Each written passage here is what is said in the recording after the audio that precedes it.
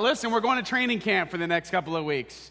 What do I mean? Well, training camp, I think, is a great way of looking at these next couple of weeks before we get into the crazy. And for some of us, the crazy has already started, but getting into this new rhythm of the next season of life. I don't know about you, but I'm coming in hot from the summer. We had our vacation. It's great to be back. It's great to be away, and then it's great to be back. But here's how the end of vacation went. So coming from Lake Champlain, Vermont, which is wonderful, driving home 6 hours. However, daughter is, of course, going to a concert at MetLife Stadium that night. So we drive to MetLife Stadium to drop her off. Full SUV towing a trailer full of kayaks and bikes, trying to figure out where's the drop-off lane at MetLife Stadium.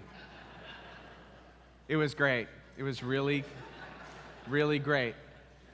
So we finish, we come home, wake up the next morning, do a quick laundry, pack the car again, drive to Virginia to take her back to school. Another 6 hours. Drive home the next day, another 6 hours. So I feel great, totally rested, going into the week. It's just how it is, isn't it? It's just how it is. This is the life we've carved out for ourselves. It is a life of wonderful and a life of crazy. Now, I just got my new calendar. How many of you know the joy of the new, and I don't mean like a calendar on some Google thing. I mean the actual, I turn the pages calendar. Anybody else? Okay, great, thank you. All the old people, that's good. Yes, we got a young one who likes the calendar, good. Oh, that makes me feel so much better. So I love the feeling of the new calendar. Clean pages. Anything's possible. And then I try to savor it as much as I can because I feel like already it's turning into this. It's going to be this in a couple of weeks. All the things, all the stuff. A million things. Like for us, it's like, high school football started this last week, so it feels like we're back. And now we're putting everything on the calendar. It's crazy time already. Here's the question I want to ask you to ask yourself. How am I going to spend my time? As we go into this next season of life, how do I make sure I don't do it leaving God behind because I have no time? How do I make sure I do it keeping what matters most? And it's so easy. You know how easy it is for God to get forgotten. It's like going on a vacation and you forget to talk to God for a week or 2 weeks. And you come back and you're like, why do I feel so weird? Because you didn't talk to God for a couple weeks. And it feels like after a couple of weeks, maybe it's not a huge deal, but then that season could go into a couple of months and a couple of years. And what happened to me? What happened to my life? Well, you sort of squeezed God out of your timetable. He got squeezed out of the calendar. There was no room to connect with him. So what if, training camp, right? What if, as we go into this next season, we prepare ourselves to spend time, intentional time, on what matters most? We carve out the time ahead of time. The power of pre-decision is huge. I'm deciding ahead of time how I'm going to spend my time. Now, plans always change. Life happens. You have a much better success rate if you think ahead of time, this is how I'm going to spend my time. Am I living or am I just reacting to my calendar? Ooh, I feel that one. How do we make sure that we don't miss the relationships, God's purpose, the things that matter most? So that's what we're doing over the next couple of weeks. There was an article that came out a couple years ago that I thought was really, really good by Harvard Business Review. Why Americans are so impressed by busyness. Because that's what we say to each other, right? How you doing? Busy. Busy. Things are good, but busy. That's what we say to each other. And this article actually names it. It said, in today's America, complaining about being busy and working all the time is so commonplace, most of us do it without thinking. If someone asks, how are you? We no longer say fine. We often simply reply, busy. And what this article suggests is that there's a piece of this that it's almost like we've created busyness as a value. That busyness is actually a sign of status. I'm important. I'm worth something. I'm doing important things. I'm so busy. Now, it's not bad, of course, to do the things, but what is the cost that we're paying spiritually when we're not giving ourselves enough time to connect with God in the midst of the crazy? This is the question that John Mark Comer asked in one of my favorite spiritual formation books, and I'd encourage you, if you haven't read it, we've recommended it before, if you haven't read it yet, to get yourself a copy. He calls it The Ruthless Elimination of Hurry.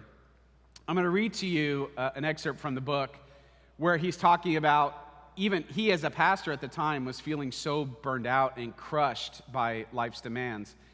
And he realized, like, something's not right. Like, this isn't living in the peace of Jesus Christ. So I'm going to read to you from the book. He said, "The thing is, I feel like a ghost, half alive, half dead, more numb than anything else, flat, one-dimensional. Emotionally, I live with an undercurrent of a nonstop anxiety that rarely goes away, and a tinge of sadness. But mostly, I just feel blah spiritually, empty. It's like my soul is hollow. My life is so fast, and I like fast. I'm type A, driven. I work 6 days a week, early to late, and it's still not enough time to get it all done. Worse, I feel hurried, like I'm tearing through each day, so busy with life that I'm missing out on the moment. And what is life but a series of moments? Is this the way of Jesus?" He continues, "I have this terrifying thought lurking at the back of my mind, this nagging question of conscience that won't go away. Who am I becoming?" These words, if it's like me, you're like, "Whoa, you're reading my mail, man. Like, you're reading my life right now." That's me, quite often.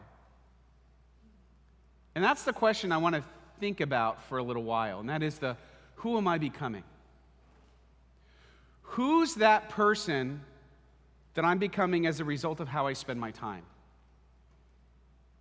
Is this person becoming more or less like Jesus over time?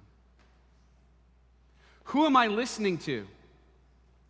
How am I spending my time? And what is this doing to me? And it doesn't matter to me. We got a lot of high school students here this morning. This applies to you 100%. Who are you listening? Who are the voices that you're listening to most? Does that voice have anything to do with God's voice? That should give you some red flags. Oh, wait a minute. Maybe I'm missing something. Or maybe you're working, or maybe you're retired. It really doesn't matter. You're asking this question, who am I becoming as a result of what's happening in me, of what I am consuming? And most of us, nowadays, I think it's really good, the trend of self-care, taking care of yourself, making sure you're mentally good. I think all the awareness about mental illness and anxiety, all these things are really, really good. But listen, we spend a lot of time and money doing a lot of things to make us, quote unquote, well. So what about spiritually? I mean, for example, this is new to me. I just heard about it this year. There is a thing called goat yoga. How many of you have heard of this? How many of you have done this? I love it. I love it. There's some of it. Goat yoga. This is a brand new concept to me that I still don't completely understand. But here's how it was explained to me. You do yoga, but there's goats. And they're like, yeah. And the goats walk on your back and stuff like that. And I'm like, well, what if, these are the things I think, what if the goat has to use the bathroom? I'm just asking for a friend. And this person told me, oh, no, the goat's got a diaper on. I'm sure it's great. And but the thing he said, he's like, but the goats are so cute. And I guess there's something very therapeutic about the cute goats. So listen, I'm not going to question it because I'm just as bad. If you were to look at my social media feed, here's what you would see. A whole bunch of gym bros telling me I need more protein. And so if I add cottage cheese to everything, I'm going to be jacked. Some of you, this is your feed too. If you add cottage cheese and an egg and protein and tree bark, you get tiramisu, and it's the most delicious. talking about? There's no way that's true. Anyway, gotta get the protein. But so listen, I'm just as bad too. And maybe your thing isn't the social media feed, or maybe it is, but maybe it's something else. Maybe where you're spending your time or what you're consuming has everything to do with the political reality of life going on in this country and in the world, and it's got you all supercharged and heated up and kind of going crazy a little bit on edge. Or maybe you're looking for answers in other sort of quasi-spiritual things, like let's go to the boardwalk and go get our palms read, and because I need answers. I'll go to the psychic because I feel like I'm going to get a quick answer on like what's going on with my life. By the way, speaking of psychics, I grew up with Dionne Warwick and Psychic Friends. Does anybody remember the Psychic Friends network? Dionne Warwick. So for those who don't know, that's what friends are for. Wah, wah, wah, wah. Classic. Okay, anyway. Dionne Warwick, Psychic Friends network. And I always think about that because it was crazy to me that they went bankrupt. You think they would have saw it coming. Anyway. What am I putting into my feed, if you will? What am I putting into my feed? What am I taking in? What's my mental and spiritual algorithm producing in me? Am I becoming more or less the person God's created me to be? I think it's an important question to ask. And so easy to miss it because we're just cruising along. I want you to notice the difference of the sort of peace and rest and hope and joy that God offers. It's a whole different category. It's not even close. Yes, you can offer moments of, wellness and joy, and all those things are important, and good nutrition and all that stuff. But God's offer is something so much different to us. We catch a glimpse of it here in Jeremiah 6:16. This is what the Lord says: "Stand at the crossroads and look. Ask for the ancient paths, ask where the good way is, and walk in it, and you will find rest for your souls."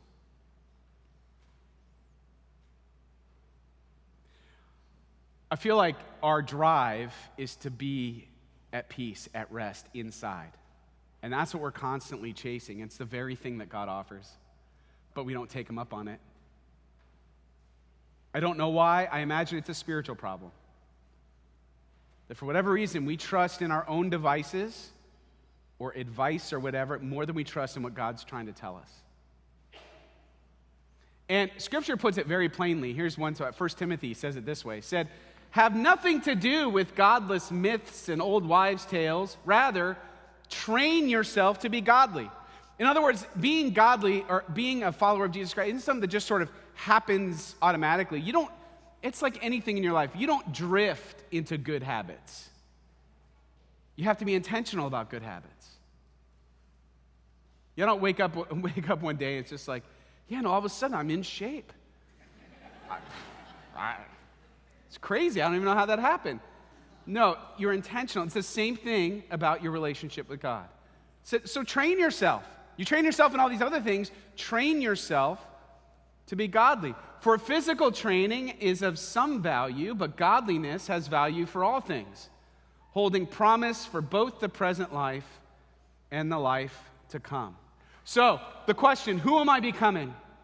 Who has God created and called me to be? And what's the gap in between those two things? Who am I becoming right now? Or maybe another way of asking is, who am I right now? Who do I feel God's created and called me to be? How do we close the gap? Closing the gap is the Christian life. It's spiritual formation. Or let's call it for the next 3 weeks, training camp. How do I train myself in such a way that I close the gap between who I am and who God created me to be? And you know what you'll find in that gap? You'll find joy. You'll find rest. You'll find all the things that you're chasing because you'll start to become the person you are meant to be. I mean, what are the 3 big goals of any training camp? I always think about football. Football's on the brain right now, but I'm always thinking about training camp. What are the 3 big goals? To have muscle memory so that when you go out onto the field, you don't have to think about what you're doing. You just do it because you're training. You're thinking about it during training camp. What's the second thing? You got to learn the playbook. Make sure you know exactly what to do and what to run. And then third, you learn what it takes to win.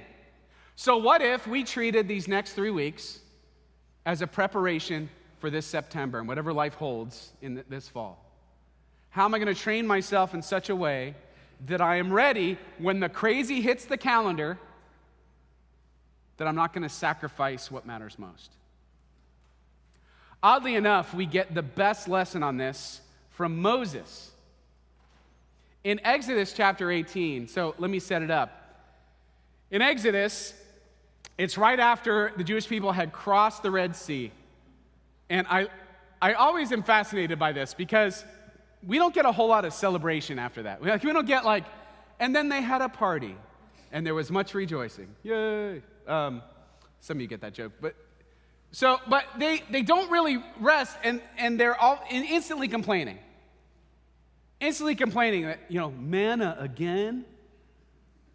We had it so much better when we were slaves. They were nuts.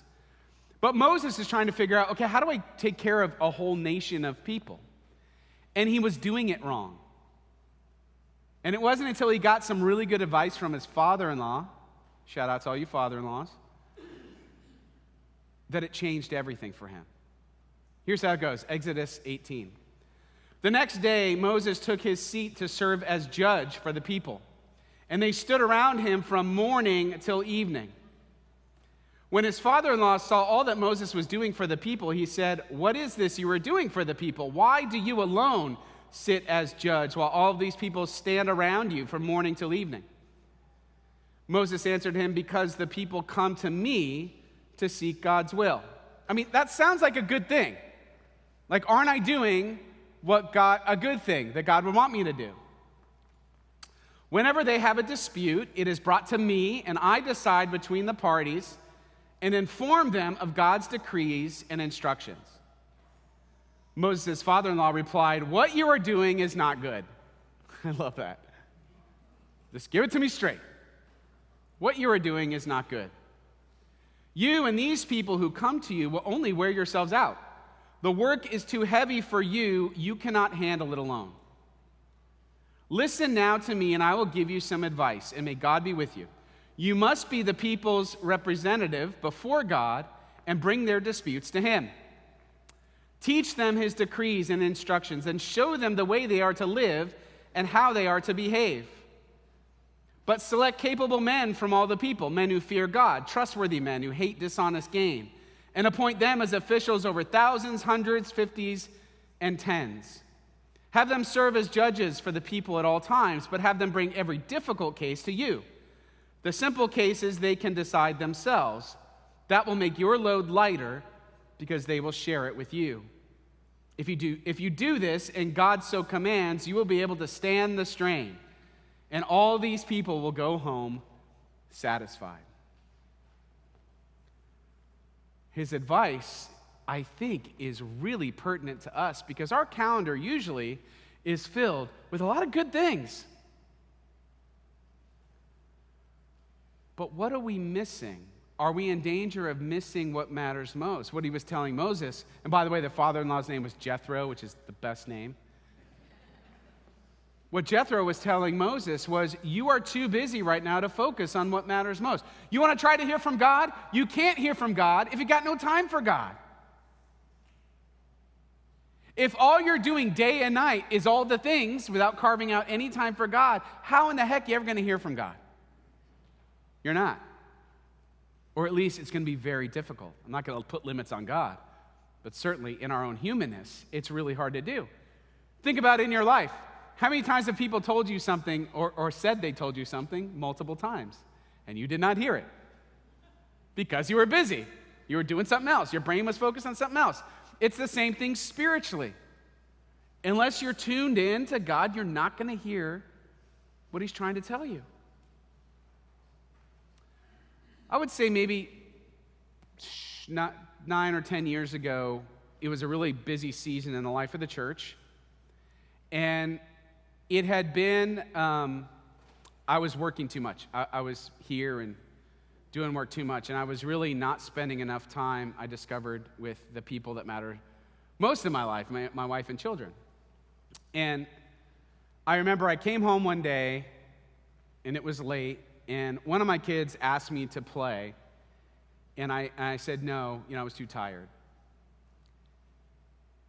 And it wasn't long after that little interaction, which is probably, it was fine, but it wasn't fine. It echoed in me in a real sort of haunting way, because I started thinking about how many times have I come home and not had the energy to invest in the relationships that matter most to me. You know what I was afraid I'd become? I'd become leftover dad, leftover husband. That my kids and my wife are only going to get my leftovers after my long day. And they don't deserve that, because they're what matters most. Aside from God himself, they're the relationships that matter most. So how do we make sure they don't just always get left over me? Even though I'm doing good things. Lord, I'm doing things for your church, right? These are good things. Yeah, but am I missing what matters most? That's the question. And so I decided I wasn't going to be leftover dad. I was going to try not to. And there are seasons, and there are some times when I'm like, listen, you're not going to see me for a couple of weeks. I gotta just kind of get this done and crank it out. But just make sure those 2 weeks don't become 2 months, 2 years. Kids are out of the house. What happened? I always ask myself, would my kids want me, which would they want? Dad to work more to make more money, or more time with dad? I know the answer to that. Watch what happens to Moses after he gets this advice. This is the very next thing that happens in Exodus.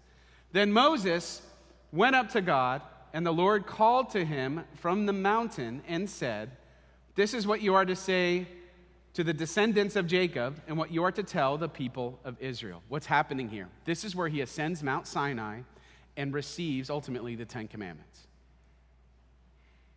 Here's the question I always think about. What if Moses had never listened to his father-in-law? Would he have missed the encounter with God that changed a nation? Yes. He didn't have any time for Mount Sinai. And I wonder, what Sinai have you not yet ascended because you got no time? Now, it's a dance. I have relationships with most of you in this room, and I know you have demanding careers. And in a way, there's nothing you can do about that. But doesn't mean you can't still make it better. You can't still think about, how do I make sure I don't miss what matters most? Because here's the truth. You need margin in order to pay attention. You know what margin is? Like when you used to get the ruled papers, the bit that's designated before the paper fills up. You need margin in your life to connect with God. Now listen, here's the amazing thing. It doesn't take a lot of margin. That's the really wonderful news. 15 minutes in your favorite chair. You've got 15 minutes, trust me. But creating this margin, pre-deciding before your calendar fills up, this is the time I'm going to spend with God. Because here's the truth about God. You remember this book, The 5 Love Languages? Every husband got a copy of this at some point. No, it's really good, really helpful about just the different love languages that people have and why that matters. And if you really care about your relationships, how do you show up in a way that is received in the most loving way? It's very good. But if I were to say God's love language, I believe, is time spent.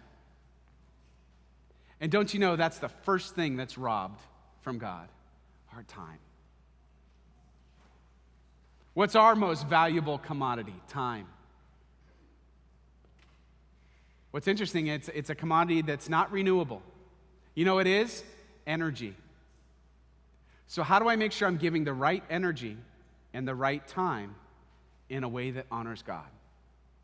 Because relationships require time, all of them. If you don't spend time together, you do drift apart. It's true with God. God's not going anywhere, but we drift all the time. So how do you do it? How do we start to make margin, to make space ahead of time so that when the calendar goes When the calendar goes crazy, we've already pre-decided how we're going to carve out time for God. I'm telling you, if you could do, this is the secret of discipleship, by the way. The secret of discipleship is like a vacation. The myth about vacation is you come home rested. You can experience rest on vacation, but what happens the second you hit the door?